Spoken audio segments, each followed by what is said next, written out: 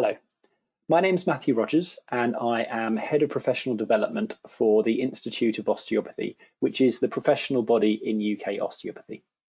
Over the next hour, I'm going to be talking to you about mentoring. We're going to go through some of the definitions of mentoring, what it is, as well as some of the benefits to you and to the profession.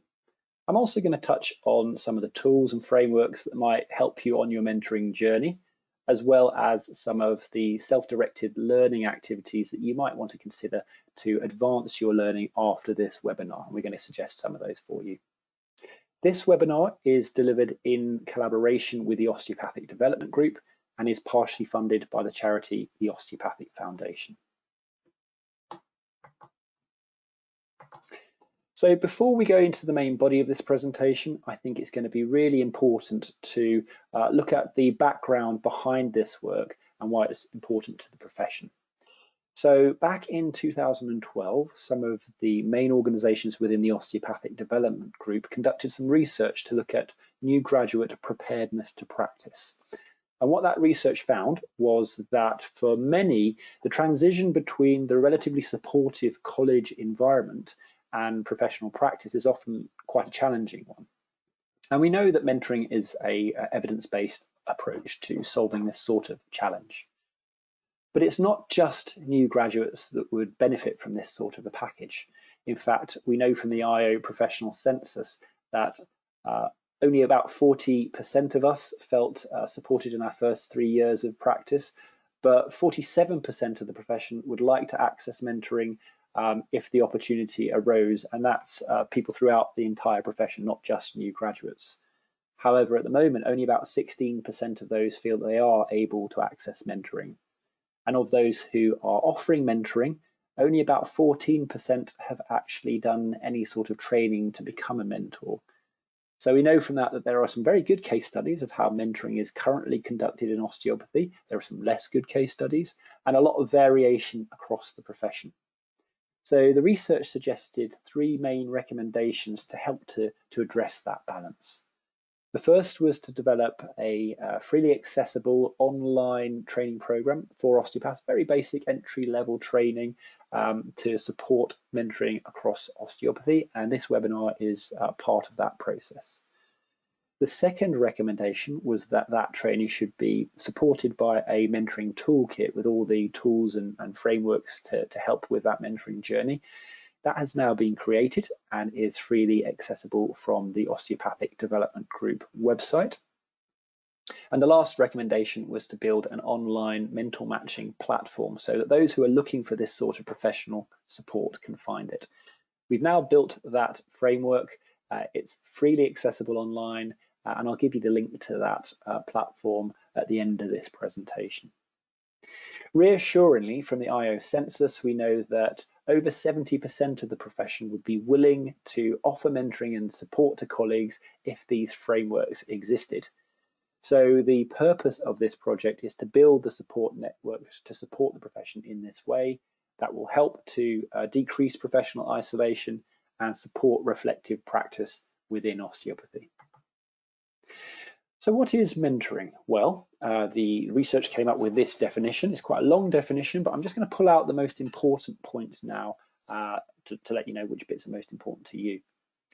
So the definition suggests that mentoring is a structured personal development relationship where a person, the mentee, is guided by a more experienced person, the mentor, often in the same professional field.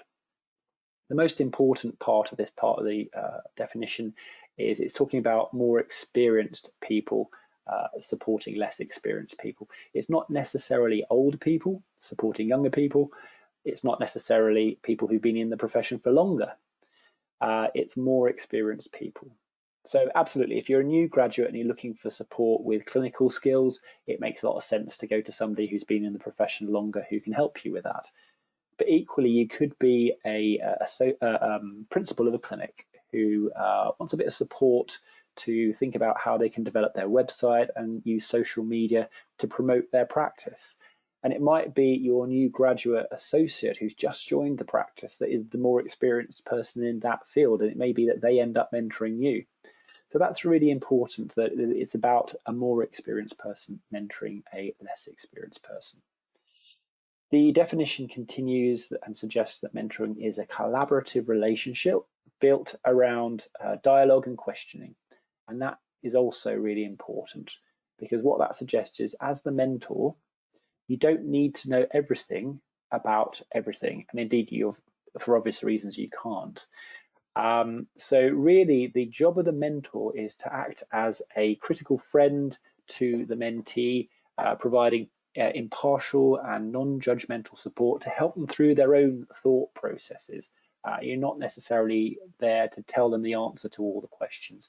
You may be able to signpost them to other sources of information, other people they could talk to, but really your job as the mentor would be to ask questions such as, well, where could you find more information about that? What courses could you go on? Who could you speak to? Who in your network might know the answer to that? So it's to provide that sort of support and help them through that thought process. It's important not to confuse mentoring with coaching, and those two terms are often used interchangeably, in fact, within the profession, but they are very different concepts. They both have their strengths and they both have their weaknesses. And it should be noted that coaching is something that we as osteopaths are probably quite familiar with, because we use it with our patients all the time. So coaching is where you have a defined target that you want to reach, and you want to support that person and coach them through to achieve that target. And so in the patient context, it may be that the patient comes in with pain and that they want to get back to their normal activities. And you would say to them, well, I think you need to do this many exercises this many times a day for this many weeks, and we're going to meet up in 4 weeks' time to see how you're getting on. So that can be really useful, and it is the sort of default setting for osteopaths usually, but it can have its limitations as well. And a good example is where the outcome of the meeting needs to fulfill the agenda of the mentee or the person you're supporting, because obviously any advice and support you give will be influenced by your own experience and views. And mentoring follows the agenda of the mentee. If you think about the power balance between the two parties, in a mentoring situation, really it's the mentee that needs to be in charge and controlling the situation, and the mentor just supports the thought processes. A good example would be where somebody wants support in career progression and career development. And you can say to them, well, these are the steps that I've gone through as your coach to get to my point in my career, and they could fulfill each of those steps and end up with a job very similar to yours, and they might hate it because what motivates them might be very different to what motivates you. So that's where coaching has its limitations, and mentoring can be really useful. In reality, when you're actually doing this sort of work with a colleague, there may be a little bit of overlap between the two. In fact, you might find that you fall into the coaching mindset for a little bit to actually help the mentee through a particular roadblock, but then it's worthwhile going back to mentoring. And because coaching is something that osteopaths are generally quite familiar with, we're not going to look at that in this webinar. We're going to focus much more on mentoring alone. So the mechanisms of delivering mentoring, there are lots of different channels you could use. Obviously, historically, face-to-face has been the most common, where you sit down with your mentee in a room, maybe with a cup of tea, and you discuss things face-to-face. Obviously, in the current situation we find ourselves in, that's not necessarily that easy to do, but there are a lot of solutions that can be provided by technology that might support you to provide mentoring with through different channels. And what we're finding these days is that video conferencing is by far the most popular way of delivering mentoring. If you're both familiar with it and know how it works, obviously you can follow up by phone or check in with emails as well. So have a think about which different mechanisms would work for you, would work for your mentee, and the different channels by which you could deliver mentoring. Also, the different formats of mentoring should be considered. So by far the most popular is one-to-one mentoring, where you've got one mentor that sits down with one mentee. But you can absolutely understand where in certain circumstances, maybe you're struggling with a particular patient, you could anonymize the patient details, and then you could go to your regional society group and sit down with a number of colleagues and ask for their mentoring support in that. And the strength of that is that you get information from a number of different sources simultaneously. So although one-to-one is very popular, it may be worthwhile considering other models that might work better for your mentee. So the benefits of mentoring to the mentee are pretty obvious, really, but people don't really often think about the benefits to the mentor themselves. So I just want to touch on some of those points before we continue the presentation. So all of us are in this profession because we want to help people, we want to get people better, we want to keep them better, and providing this sort of professional support to a colleague can actually be hugely satisfying to the mentor. And that's the reason why I mentor others, is because I actually really enjoy the process, and that might be one reason why you might choose to do this. Obviously, the mentee benefits from mentoring because it can help to direct their CPD and their reflective practice, but that's also true for mentor. So if the mentee brings up a subject that you haven't thought about before, or you're a bit rusty, you might choose to go off and do a little bit of personal study, and that's legitimate CPD for you. So it may help to direct your own reflective practice and CPD. Obviously, a requirement of the new CPD system is that you need to get objective feedback on your practice, and mentoring is a really great way of doing that, getting somebody else to help you to understand how they might do things differently so you can learn from that. It can help the mentee to advance their career if you're helping them develop their clinical skills and their interprofessional skills, working with other professionals and patients.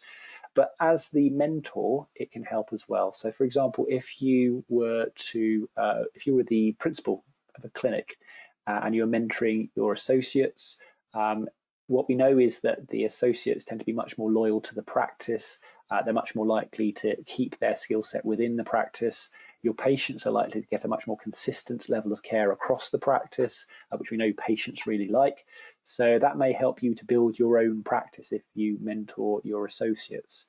And equally, if you want to advance your career into education or into the professional body, regulation, or outside the profession, having experience on your CV of mentoring other clinicians and other colleagues can look very strong on your CV. So that may help you to advance your career that way. We need to keep in mind that as another requirement of the new CPD system, we're all going to have to conduct a peer discussion review at the end of our current CPD cycle. And part of that will be sort of a tick box exercise. Have you demonstrated evidence that you've done CPD in communications, in consent, tick, tick. But there will be a part of that that looks at more reflective practice. Have you made the most of this CPD cycle? How could you make the most of the next CPD cycle? And the sort of questioning and discussions and the tools you might use in mentoring would be the sort of tools you'd have to use in this scenario as well. We're all going to have to do peer review, so it makes sense for us all to get quite used to using those mentoring skills for that process. Obviously, promoting a culture of collaboration and unity within the profession of osteopathy can only be good for the future of the profession. It will help to reduce professional isolation and help to maintain vital expertise within the profession, which will be essential if we want to ensure that osteopathy remains a growing and thriving profession for the future. For this slide, there's a lot of information on this slide. I don't really expect you to read it all, but this just represents some of the topics that mentees have suggested that they would be interested to get mentoring in. And for me, the really interesting part of this is that most mentors think that they're going to be only providing mentoring in the clinical skills element of practice. And yes, that is an element of practice that people want support with, but it's only one of the four main categories. Other categories include communication skills. How do you help an anxious patient? How do you build rapport with patients so you can build your practice? Also business skills. So how do you build your clientele? How do you best use your website? How can you use social media to promote your practice? And then things like professional development, so career progression and work-life balance. So it's worthwhile taking a look at some of these categories. This is all repeated in the toolkit, by the way, if you want to see it in a slightly bigger format. And it's worthwhile looking at that and deciding which areas you feel strongest in, which areas you'd be happy to mentoring, which areas you feel there may be a bit of a gap in your knowledge, and where would you need to signpost your mentee to other sources of information. So one of the first self-directed activities that I would suggest you do is to conduct a SWOT analysis of your own mentoring abilities to determine in which areas you feel most confident to mentor and which areas there may be gaps in your learning, gaps in your understanding. This webinar is recorded, so you can flip back to the last slide, or you can look at the mentoring toolkit and then work through that to prepare yourself for taking on your first mentee. So you're probably all very familiar with a SWOT analysis, but effectively each letter in the word SWOT stands for something. So you look at the S, which is your strengths. Where are you strongest? Where are you most confident? Where would you be most happy to mentor? Then you could look at the W, which stands for weaknesses or gaps in your knowledge. Where are you least confident? Where would you be least able to support your mentee? Then you're looking at your opportunities. What would be your opportunities to address that balance? How would you be able to improve your knowledge in certain areas? Who could you talk to improve your knowledge? Which courses could you go on? Could you read the mentoring toolkit? Could you practice some of this with colleagues? And what would be the threats or barriers that might stop you doing that? And how would you overcome those? So if you do that, there's a mentoring, in the mentoring toolkit, there's a SWOT template you can use if you wish to. If you record that, that is actually valid CPD that you can record as part of your CPD structure yourself. So that's the main bit of theory about mentoring that I wanted to talk about. I'm now going to go through a little bit more practical stuff that's all reflected in the mentoring toolkit that I've mentioned. So that goes through all the models and the structures and frameworks that you could use to support you through your mentoring journey and support you to support your mentee. I'm going to be talking through some of those in a moment. We've talked about the SWOT analysis tool, which is in the pack, and we talked about how you might want to give that a go so you're familiar with it so that you can use it with your mentees.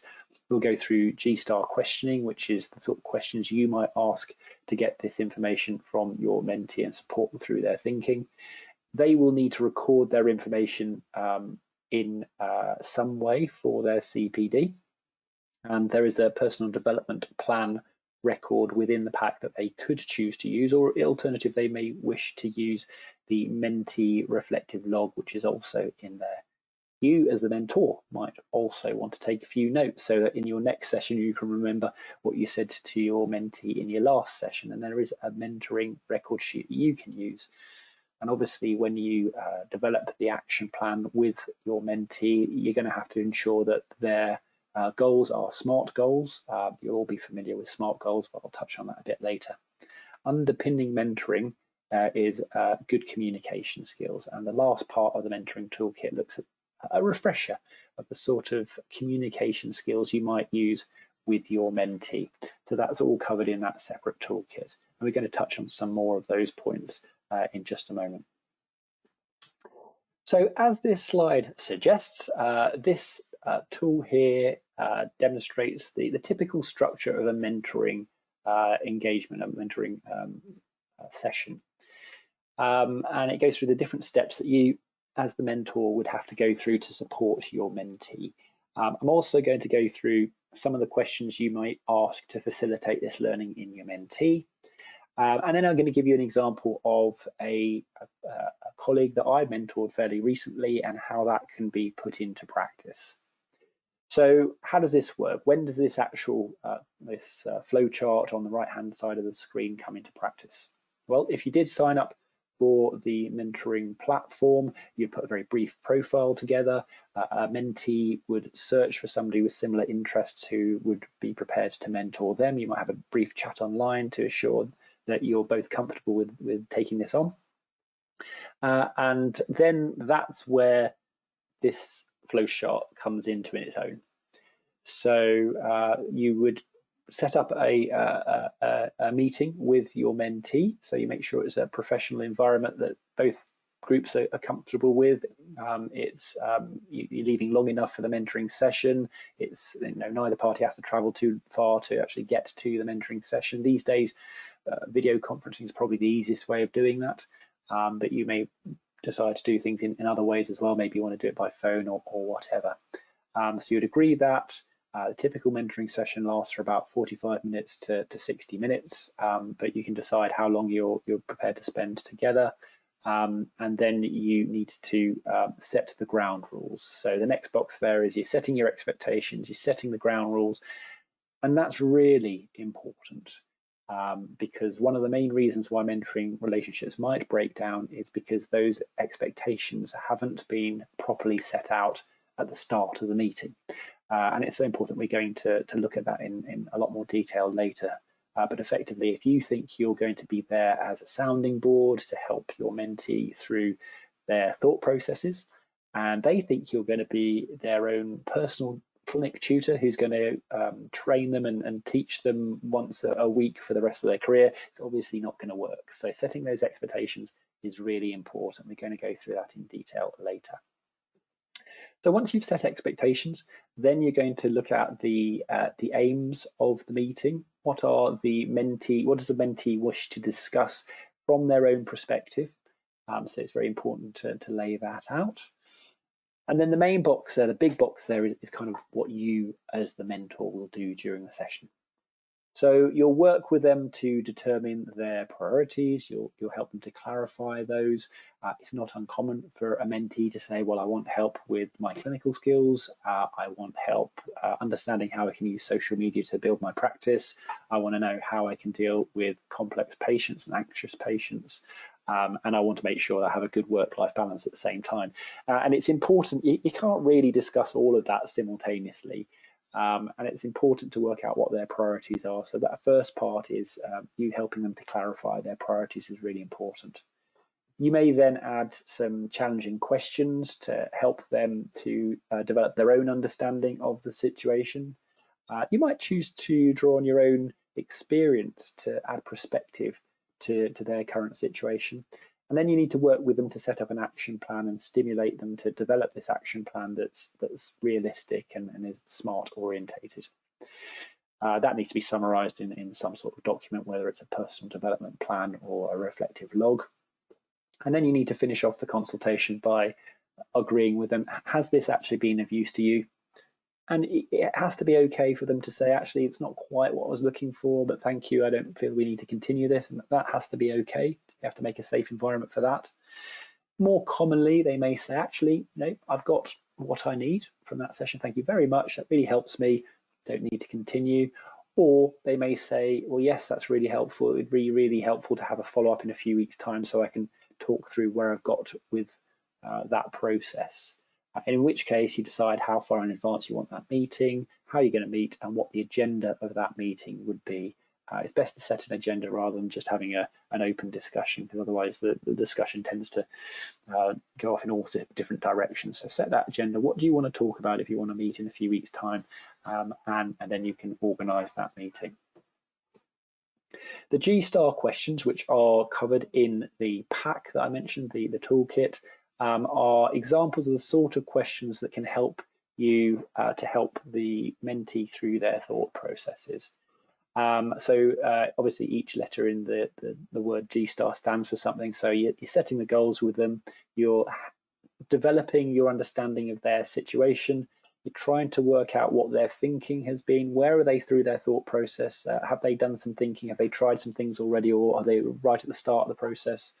Then what are the actions that they are going to put in place to get to this outcome? And then what are the results? How do they know what those results are? What's realistic? How are they going to measure it? And when are they going to assess to see how successful they've been? The sort of questions you might ask in the goals section might be, what do you want to get from today's session? What's what would be the best use of today's time that we're spending together? The situation questions, tell me about your current position, where are you at, what's your thinking, how far have you got? That's the same for the thinking questions. Then the actions is, what different things could you do to get there? Let's put those in priority order because you can't do them all simultaneously. So what you're going to do first, what are you going to do in a few weeks time, and what you're going to do in a few months time if you get a chance. And then the results, is it realistic? What outcome are you looking for? How are you going to measure that? How are you going to know when you're successful? So I'm now going to give you an example of how I've used that in the past to try and put some perspective on that. It may seem a little complicated at this stage, but hopefully the example will help to clarify that situation. So not so long ago, a few months ago, I was contacted by a colleague, an osteopath, who said she had heard about my career progression through the Osteopathy Today magazine, the IO's magazine, and she wanted to set up a session to talk to me about how she could do the same, how she could advance her career. She loved being an osteopath, but she wanted a little bit more, and I suggested we set up a mentoring session to discuss that. We agreed we'd do that via video conferencing. She lived about 3 hours away from me. This was late last year, so there's no reason why we couldn't have met up face to face apart from the geographical distance. And so we decided that video conferencing would work best for us. We set expectations, and then we began the first meeting. So I started the first meeting trying to get a really clear idea of what her goals are. So I said, you told me that you're looking for to advance your career further. So how do you best want to use today's session? Can you tell me a little bit more about what it is about your career that you'd like to advance, which direction you'd like to take your career in? Tell me a bit more. So at that stage, she said, well, I'm an osteopath. I've been qualified for about 5 years. I really enjoy being an osteopath. But I want to challenge myself a bit more, and I'm doing a number of things. And to be honest, I'm struggling to know where to take things further. So at that stage, I could have made some assumptions and said to myself, well, okay, she's a new graduate. She's not been in practice that long. So she's probably looking at how can she build her practice? How can she get more patients into her own clinic? And if I'd made those assumptions, I would have missed a big chunk of what my mentee needed from this session. And I didn't make those assumptions. I went through the situation questions, which is the next part of the G-STAR questions. So I said, okay, so I've got a rough understanding of what you want to do. You want to look at career progression. You want to advance your career in some way. So in which case, tell me about the situation. What is your current working situation? So where are you working? How many clinics are you working on? Are you working for yourself? Are you working as an associate? How many patients are you seeing? How much do you charge? Is there a certain area of practice that you particularly are interested in? Are you doing anything else outside of that? And what she told me was really interesting. She actually had quite an impressive career portfolio already. So yes, she did work in one associate position, but she also worked 2 days a week for herself. She'd started that clinic a year ago, and she already had 10 patients a day, 2 days a week in her own clinic. So she was doing really well. And the last thing she needed was to get more patients into her clinic. She was doing fine. She also did a lot of work for her regional society. She was on the committee. She did a lot of lecturing. And she also did a lot of charity work as well, which she really enjoyed, and was a nice addition to her career portfolio. So at that stage, I needed to work out what her thinking about that was, because she had a very successful career portfolio already within just the short period of time she'd been working. So I said, okay, well, that sounds great. What's wrong with that? What elements of your work do you really enjoy? Where are your strengths? What do you want to do more of? Where are the weaknesses? Where are the gaps? What's the problem with that? So effectively, I verbally took her through a SWOT analysis. And what she said was that she had all these different roles and she was enjoying them. She really loved the charity work, but it was mainly voluntary, and it wasn't being paid. They wanted her to do more and more because she was pretty good at it, but that was encroaching on her ability to earn money in her own practice. And she didn't have hugely expensive tastes, but she did need to pay the bills. But she didn't want to give up the voluntary work. Also, she really enjoyed her own private practice, and she enjoyed the associate work as well. But she said that she was unable to push any of these forwards. So it was at that stage that if you look on the flow chart, I drew on my own experience to try and add a bit of perspective to the situation for her. So I said, well, that sounds very similar to my own career when I was at the same stage of my own career. I was working in 3 associate positions. I was working for a local rugby club. I was doing other bits and pieces, and I really enjoyed it. I was quite driven to take my career in different directions, but I'm a bit of a perfectionist, and I felt at the time that I couldn't give enough time to any one of these initiatives to make them work really well. Does that resonate with you? And it was at that point she said, yeah, actually, I think you've hit the nail on the head. I'm a bit of a perfectionist too. I'm driving my career in all these different directions, and I can't make any of them work to the extent that I want them to. It's a bit frustrating. And I think you've actually mentioned something else. It's that work-life balance, which I hadn't really thought about, but is a bit of an issue for me as well. So we talked through what I did, and I said I prioritized 2 things within my career that were really important to me, and I focused on those, and everything else went on the back burner, and I haven't looked back since. So we worked through together and worked out what her priorities would be. That's part of the action setting. Which things did she want to focus on, and how could she do that? So she said that the main things that were most important for her was the charity work. She really enjoyed that. But if there was a way that she could actually start earning money from the charity work so she could pay some of the bills and cover some of her expenses, that'd be excellent. And then out of the private work, really working for herself in the private practice was her real joy, and she wanted to do that as well. So those are her 2 priorities. And the private work was working very well. So we were looking at how would she get a job in the charitable sector, maybe 3 days a week? Who could she talk to? Which courses could she do? Which newsletters could she get on so she became aware of any opportunities that came up? Could she look at any job descriptions of certain roles in the charitable sector and work out where she had evidence that she had experience in those fields? Where were the gaps? How could she do courses to fill those gaps? Did she have anybody in her network that she could talk to let them know that she was interested in this? And so we set up this action plan. We put it in priority order. First thing she did was to go away and talk to a colleague in the charitable sector and say she was interested to do this. And they actually came back with a very interesting response. They said, wow, that's really interesting, because we think of you as a clinician. We know you're enjoying being a clinician. Well, and we would have never thought that you'd be interested to work with us, but we actually have a job that we haven't advertised yet. We think you'd be ideal for it. Would you consider applying? And so I mentored her through the application process. I mentored her through the interview process. And within 6 months, she'd applied for the job, she'd had the interview, and she'd got the job. So I think this is a really good example of how the mentoring process can support a mentee through their thought processes. I didn't do anything for her. She had all these resources around her already, but she hadn't thought about using them in this way in order to pursue the career structure that she was looking for. So the mentoring helped her to do that, and she was successful in her application. So when you're setting up these targets and the action plans, you do need to make sure that those are SMART goals, and you'll be familiar with that. I'm just going to revise that with you at this stage with respect to the mentoring context. So all the goals need to be SMART. They need to be specific, measurable, agreed, realistic, and time phased. So specific, the more specific the goal is, the easier it is to actually achieve, the easier it is to set up the metrics that you're going to use to measure it so that you know when you've been successful. It is worthwhile agreeing the outcome between the mentor and the mentee, and what that does is that ensures commitment from both parties. It does have to be realistic, and part of the role of the mentor would be helping the mentee to come up with a realistic target to achieve.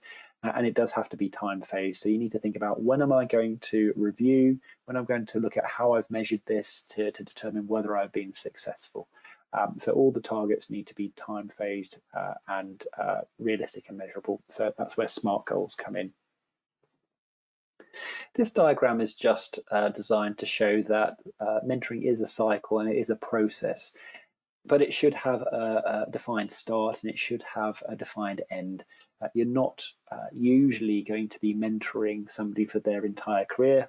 You're going to jump in, help them out with a particular problem, and then you're going to finish the mentoring relationship at some stage as well. And it's really important as part of the setting expectations to be clear on that. So the first phase, as I've discussed, is to set up the aims of the session with the mentee. If they do want mentoring, they want that support, but they have a lot of different areas that they might want support in, to help them to determine where you're best going to focus these energies, you may choose to use the SWOT analysis at that stage, and you can use it at other points throughout the mentoring cycle as well. You're then going to encourage the mentee's own self-directed learning and for them to develop action points that they action. So you're not doing all of this for them, you're helping them to develop those learning activities and then go through that process. And that's maybe where the G-STAR questions might come in. They will need to record this somewhere for their own CPD, so that's maybe where the personal development plan or the reflective log comes in, and you obviously want to make sure those aims are SMART. And all this is covered in the toolkit that accompanies this webinar. You're then going to provide continuing support, ongoing support with them. You may want to check in with them occasionally. You might have 1 or 2 follow-up sessions to see how they're doing as a target for them. And at that stage, you may come up with one of several outcomes. They may say, well, actually, I've now got everything that I needed from the cycle. We can finish the mentoring relationship. Thank you very much. And you go your own separate ways. They may say, yeah, I've got everything I want from this cycle, but that's generated other learning needs. Could we please talk about those as part of a new cycle? So you then continue that process. Or they may say, well, I've got some other learning needs now that I'd like to talk through, and you may decide, actually, I may not be the best person to help you with that. Go back to the mentoring platform, find another mentor, and that person may be able to better support you through that journey. And again, you'd go your own separate ways at that stage. But important to remember that this is a cycle. You may go through this process a number of times, but there needs to be a defined endpoint to the process, and your mentee needs to understand that, and that expectation does need to be set. With respect to setting expectations, as I said, really important. There are a few elements of the relationship here that you might want to consider discussing with your mentee to set those expectations. Really important and probably worthwhile spending 5 or maybe 10 minutes of the first session on this to make sure you're both happy with where things are going and what you're hoping to achieve from this relationship.